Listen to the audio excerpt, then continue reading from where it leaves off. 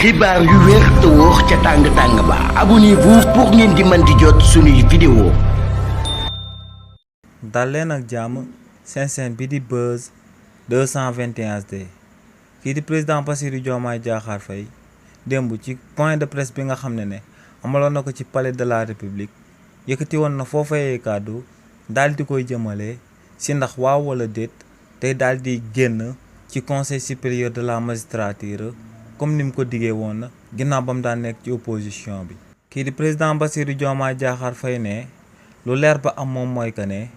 moom mu daal di des biir conseil supérieur de la magistrature wala mu daal di génn ci biir conseil supérieur de la magistrature ne ñaari option yooyee la daal di yemale kiif-kiif waaye ne nag lu leer ba am moom mooy que ne ci réewu Sénégal dañoo amaloon assise nationale de la justice te ne ci assise nationale boobee daa amoon ay points yi nga xam ne magistrat yi ak ñi nga xam ne ñoom ñoo ko teewe woon daa amoon ci ay ponk yi nga xam ne dañ ci juboo woon waaye tamit daa am ay ponk yi nga xam ne juboowuñ ci woon nee nag si lu jëm ci ndax président de la république ci réewu Sénégal day continuer di nekk ci conseil supérieur de la magistrature waaw wala déet ne ci ponk boobee ñi doon teewee ci assise nationale de la justice bi jubawuñ ci woon waaye ne lu leer ba am moom mooy que ne moom ci conseil supérieur de la magistrature bu mu daal di jote teewee ci réewu Sénégal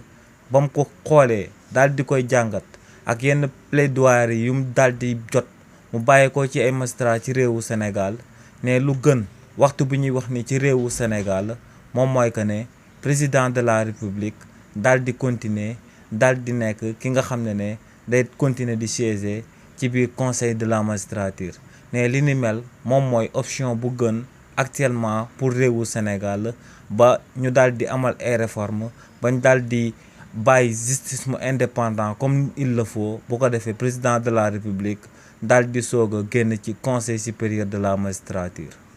xibaar yu wér te wóor ca tàng-tàng ba abonnez-vous pour ngeen di mën di jot suñuy vidéo.